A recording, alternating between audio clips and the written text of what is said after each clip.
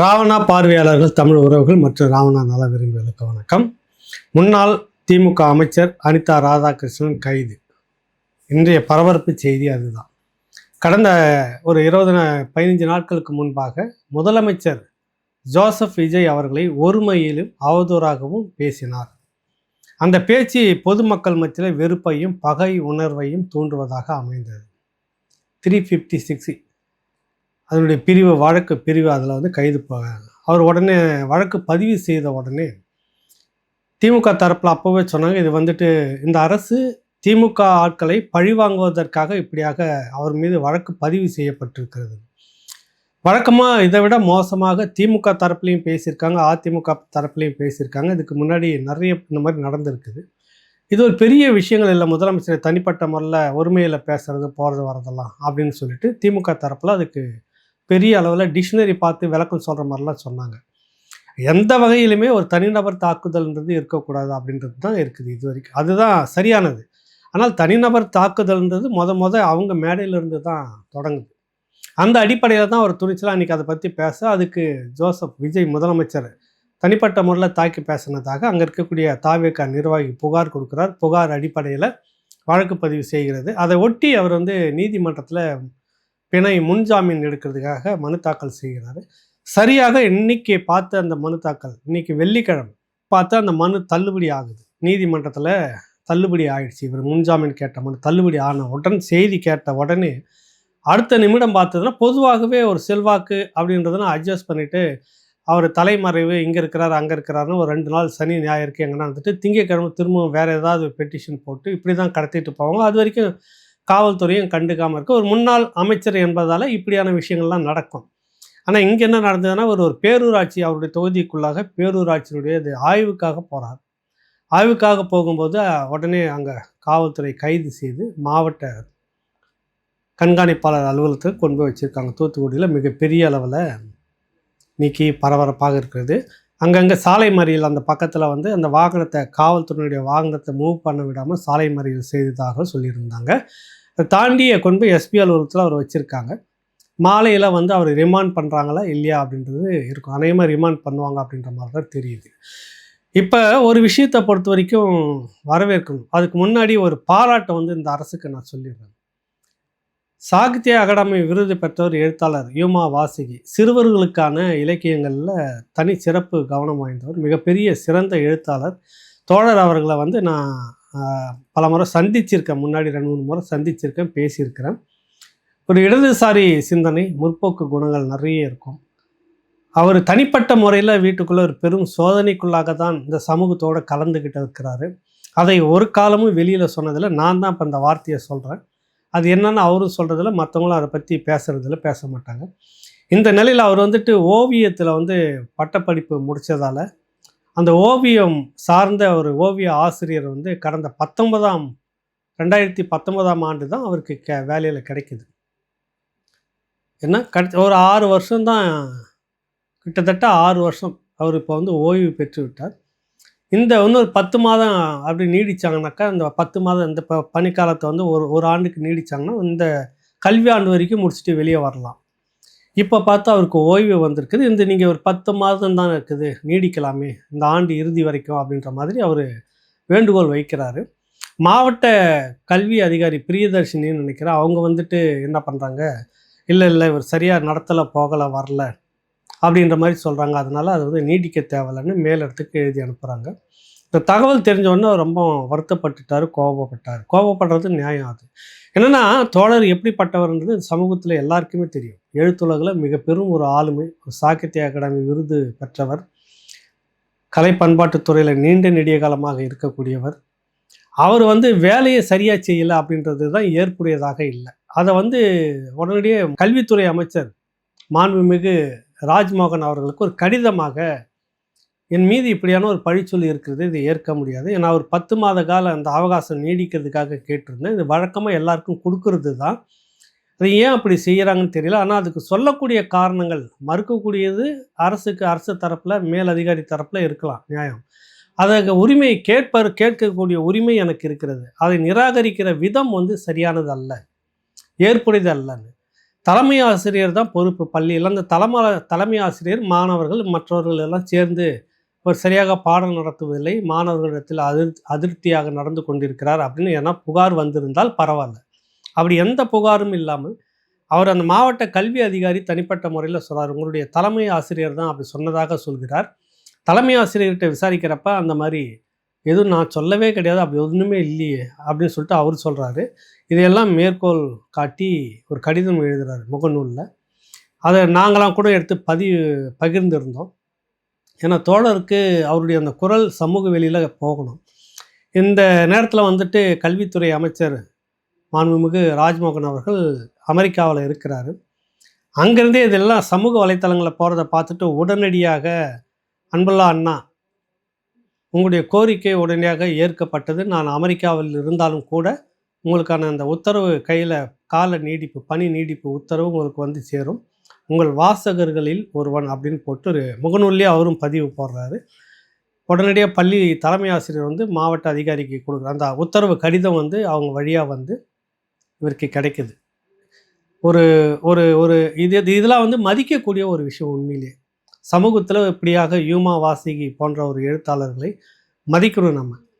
அதை வந்து இந்த கல்வித்துறை அமைச்சர் மிக சிறப்பாக ஹேண்டில் பண்ணியிருக்கிறார். உண்மையிலே பெரிய பாராட்டுகள் விஜய் அரசுக்கு, அந்த கல்வித்துறை மந்திரி ராஜ்மோகன் அவர்களுக்கு. இதெல்லாம் வந்து கொண்டாடக்கூடிய ஒன்று. சமூகத்தில் இப்படியான விடயங்கள், மனித நேயமும் மனிதாபிமானமும் ஒரு நியாயத்துக்கான ஒரு இது வந்து உயிர்ப்போடு இருக்குது அப்படின்னு நம்ம இதில் எடுத்துக்கலாம். இது வந்து ஒரு பக்கம் போயிட்டுருக்குது.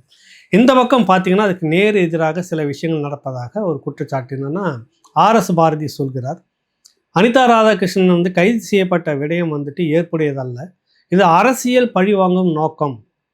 மேடையில் பேசுகிறதுக்கெல்லாம் வந்து இப்படி கைது பண்ணிகிட்டே போயிட்டு இருந்தாங்கன்னா எதுவுமே இருக்காதுங்க. அப்போ இது வந்து வேற ஒரு உள்நோக்கம் இருக்கிறது அப்படின்ற மாதிரி அவர் சொல்ல வராரு.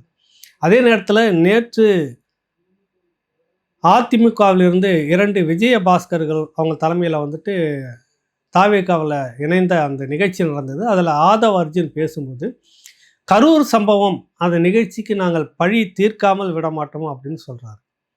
அங்கே என்ன நடந்ததுன்னா 41 பேர் விஜய் அவர்களுடைய பிரச்சாரத்துக்கு போகும்போது 41 பேர் நெரிசலில் சிக்கி இறந்து போகிறார்கள். அது சம்பந்தமான வழக்கு சிபிஐ கிட்ட இருக்குது. உச்சநீதிமன்றத்தின் மேற்பார்வையில் நடக்கிறது. அதை கவனிங்க. உச்சநீதிமன்றத்தினுடைய மேற்பார்வையில் மானிட்டரிங்னு சொல்லுவாங்க, கண்காணிப்பில் தான் அதுக்குன்னு ஒரு தனி அதிகாரியை போட்டு நடந்துக்கிட்டு இருக்குது. இந்த வழக்கில் விசாரணை போயிட்டு இருக்குது. விஜய் தரப்புலையும் கூப்பிட்டு சிபிஐயில் விசாரிச்சிருக்காங்க, இன்னும் மற்ற அரசு தரப்புலையும் கூப்பிட்டு விசாரிப்பாங்க. இப்போ அரசு தரப்பே விஜய் ஆளுங்கட்சியாக வந்ததால், முதலமைச்சராக வந்ததால் அரசு தரப்பும் அவர்களே தான். இந்த விடயம் இப்போ இந்த மாதிரி இருக்கும்போது நான் கணக்கு தீர்க்காமல் விட மாட்டேன் அப்படின்னு என்ன அர்த்தம்? இது விடயமாக இப்படியாக ஒரு தனிப்பட்ட முறையில் இப்படி தாக்கி பேசி கொண்டிருப்பது ஜனநாயகத்துக்கு ஏற்புடையதல்ல. இது சம்பந்தமாக இன்றைக்கே நான் உச்சநீதிமன்றத்தில் ஒரு மனு போடுறதா இருக்கிறேன். ஆதவ் அர்ஜுன் தொடர்ந்து ஒரு அவதூறு பேச்சுகளே அவர் பேசிட்டு இருக்கிறாரு. திமுக மேலே ஆதாரம் இல்லாமல் பல விஷயங்கள் பேசிட்டு இருக்கிறாரு. இதை நாங்கள் இனியும் விட்டு வைக்க முடியாது, விட்டு வைக்கக்கூடாது. இவருடைய ஆதவ் அர்ஜுனுடைய ஒரு ஆட்டத்துக்கு ஒரு முடிவு கட்டியாக வேண்டும். நான் உச்சநீதிமன்றத்தில் மனு நீக்க போடுறேன் அப்படின்னு சொல்லி ஆர்எஸ் பாரதி பேட்டி கொடுத்துருக்கிறார். விசாரித்த வரைக்கும் மற்ற தரப்பில் இருந்து என்னென்னா, குறிப்பாக ஒரு 7 அமைச்சர்கள் வந்து டார்கெட் பண்ணிக்கிட்டு இருக்காங்க, முக்கியமான அமைச்சர்கள் அப்படின்றது இருக்காங்க. ஒன்றும் பெரிய விஷயம்லாம் இல்லை. அவங்க வந்து சுதந்திர போராட்டத்தில் தியாகி வெறுங்கையோடு இருக்கிறாங்க. அவங்க இன்றைக்கி உணவுக்கும் மற்றதுக்கும் கஷ்டப்பட்டுட்டு இருக்கிறாங்க. அப்படிப்பட்ட தியாகிகள் மேலே இந்த தாவேக அரசு நடவடிக்கை எடுக்கலாமா அப்படின்னு யாரும் கேட்க போகிறதில்ல. கொள்ளை அடித்து வச்சுட்டு இருக்கிற பணம், அளவுக்கு மீறி சொத்து சேர்த்துருக்கிற ஊழல் முறைகேடு, இப்படியான விஷயங்கள்லாம் சம்மந்தப்பட்டதெல்லாம் எடுக்கிறாங்க. இப்போ குறிப்பாக செந்தில் பாலாஜி துறையில் என்ன நடந்தது அப்படின்றத பற்றி சமீபத்தில் பேட்டி கொடுத்துருந்தாங்க. வெள்ளை அறிக்கையை எடுத்து போட்டு கம்பி வாங்கினதில் மட்டுமே வந்து 1028 கோடி கிட்ட ஊழல் முறைகேடு அப்படின்னு சொல்லியிருந்தாங்க. இன்னும் பல லட்சம் கோடி அதில் முறைகேடு நடந்திருக்கிறதுக்கான ஆவணங்கள் ஆதாரங்கள் இருப்பதாக சொல்ல வராங்க. அதே போல் பார்த்தீங்கன்னா இன்னும் மற்ற இருக்குது. குறிப்பாக அவங்க வந்து டார்கெட் பண்ணியிருக்கிறது ஏவா வேலு, கேஎன் நேரு, திருச்சி பகுதி மண்டல கேஎன் நேரு, கரூரில் இருக்கக்கூடிய செந்தில் பாலாஜி, மதுரை மூர்த்தி, தூத்துக்குடி அனிதா ராதாகிருஷ்ணன், சேகர் பாபு சென்னை, அன்பில் மகேஷ் திருச்சி, இவங்கெல்லாம் வந்து ஒரு குறிப்பிட்ட அளவில் ஊழல் முறைகேடு என்பதாக தகவல். குறிப்பாக திமுகவுக்கு இவங்கெல்லாம் வந்து ஒரு தூண் மாதிரி இருந்து செயல்பட்டுக்கிட்டு கொண்டிருப்பாங்க. முதல்ல இதை இவங்க கணக்கை முடிக்கணும் அப்படின்றது தான் இப்போ எடுத்திருக்கிறாங்க. உண்மையிலேயே இவர்களிடம் இந்த வழக்கெல்லாம் பதிவு செய்து சொத்தை பறிமுதல் செய்து அரசு கஜானாவை கொண்டு வந்தால் மக்கள் கொண்டாடுவாங்க. அதில் மாற்று கருத்தே இல்லை. கொஞ்சம் கூட தப்பே கிடையாது. அதெல்லாம் ரொம்ப நியாயமான விஷயம். கைது ஆனால் பழிவாங்கும் நோக்கத்தோடு மட்டும் சும்மா பிடிச்சி வழக்கு பதிவு செய்து சிறைக்கு அனுப்புறது, அப்புறம் எதுவும் இல்லைன்னு விடுறத இப்படிலாம் செய்கிறதா இருந்தால் அது பழிவாங்கும் நோக்கம்தான். அது அதை தவிர்த்து அவர்களிடம் சொத்து இருக்குது தான், இருக்கலாம். திருவண்ணாமலையில் அந்த இதில் ஒரு பாலம் அப்படியே அடிச்சிட்டு போயிடுச்சு. என்னன்னா அது குறிப்பிட்ட அளவு வரைக்கும் தான் தண்ணி நாங்கள் கட்டியிருக்கிறோம், அளவுக்கு மேலே தண்ணி வந்துச்சு, அதனால் அடிச்சுட்டு போயிடுச்சு. பாலமே காணும்.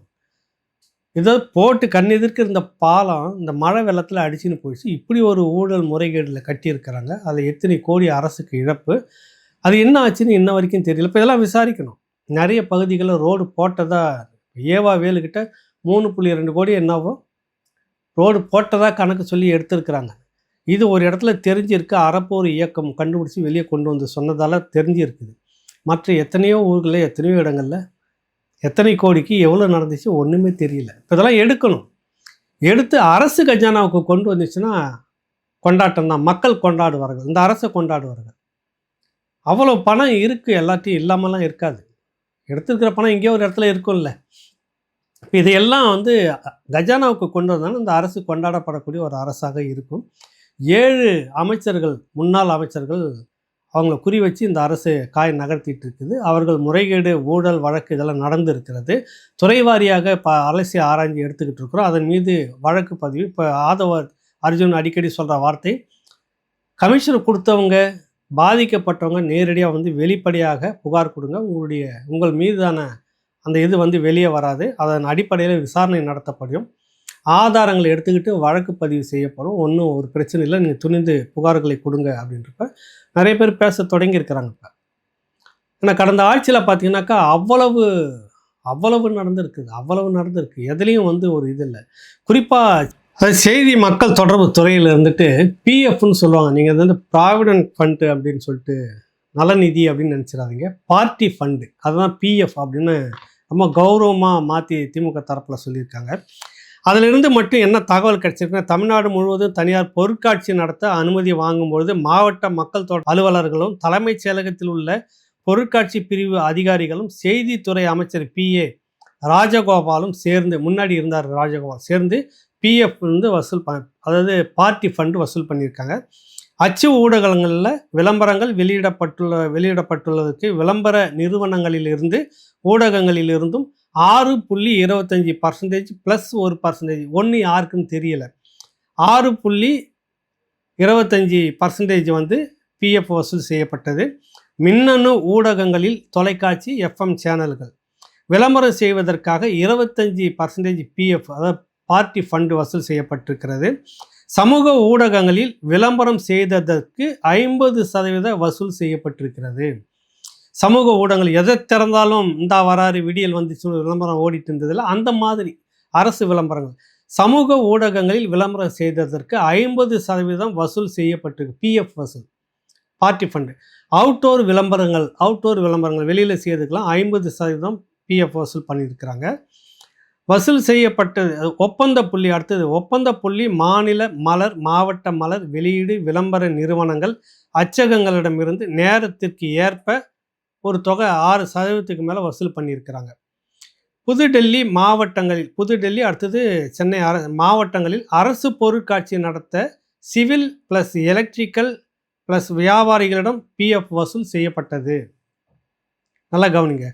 புதுடெல்லி, அடுத்தது சென்னை குடியரசு தின விழா அலங்கார ஊர்திகள் வடிவமைத்து அணிவகுப்பு செய்ததற்கு கான்ட்ராக்டர்களிடம் பார்ட்டி ஃபண்டு வசூலிக்கப்பட்டது.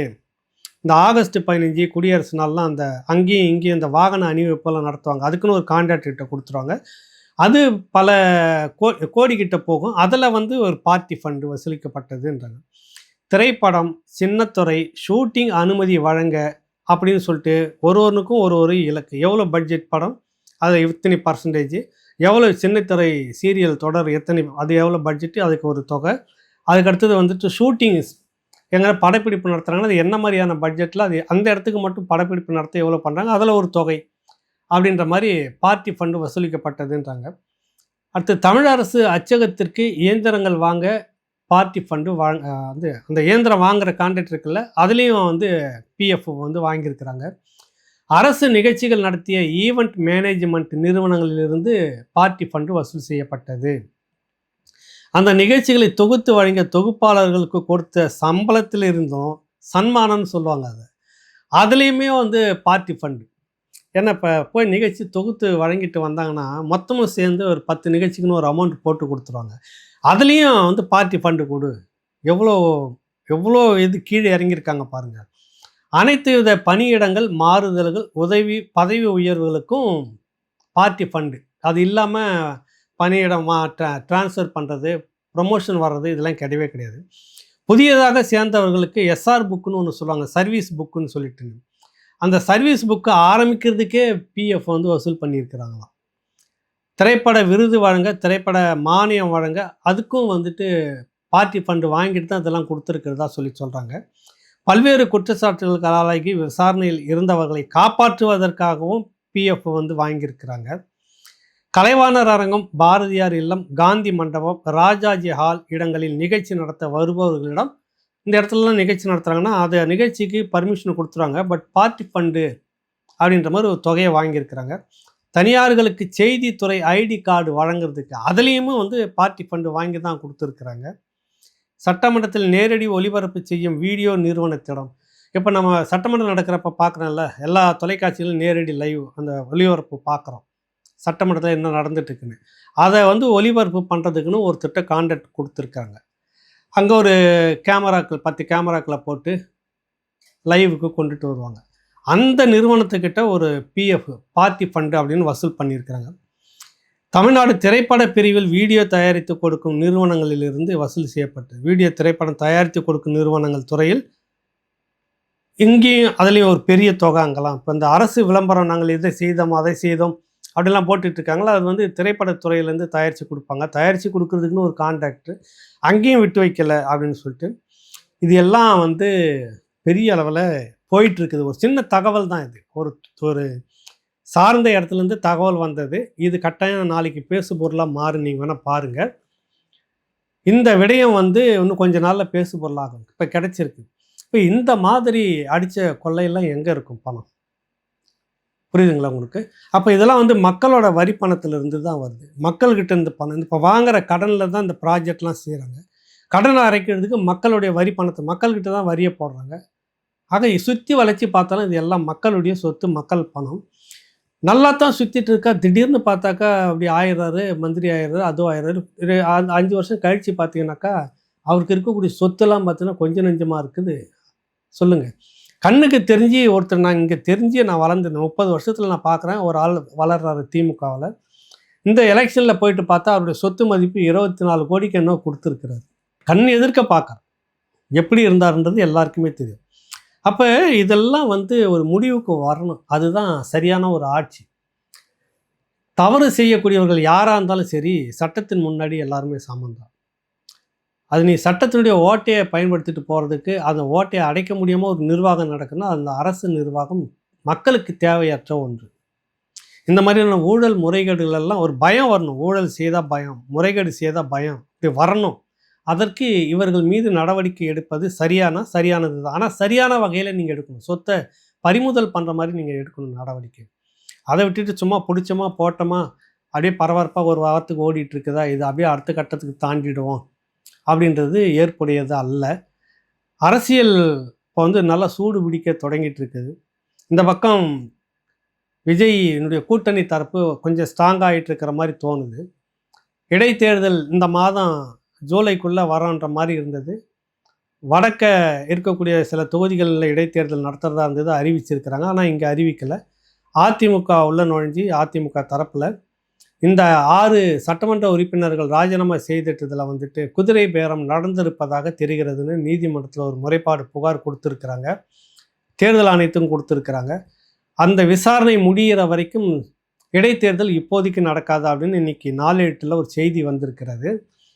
இவர்கள் ராஜினாமா செய்துவிட்டு விஜய் பக்கம் போனவர்களுக்கெல்லாம் இப்போ கொஞ்சம் கிளி அடிச்சிருக்குன்ற மாதிரி தோணுது. ஏன்னா உடனடியாக எப்படியும் தேர்தல் வந்துடும், மீண்டும் நாமளே அந்த தொகுதியில் நின்று வெற்றி பெற்றலாம் தாவேக சார்பாக அப்படின்னு நினச்சிக்கிட்டு இருந்தவங்களுக்கு இப்போதைக்கு தேர்தல் வராது அப்படின்ற மாதிரி கண்ணு கட்டுற வரைக்கும் தெரியுது.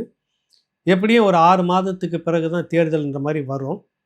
இந்த 6 மாதத்துக்கு முன்பாக இன்னும் இந்த பார்த்தீங்கன்னா ஆயிடுச்சு.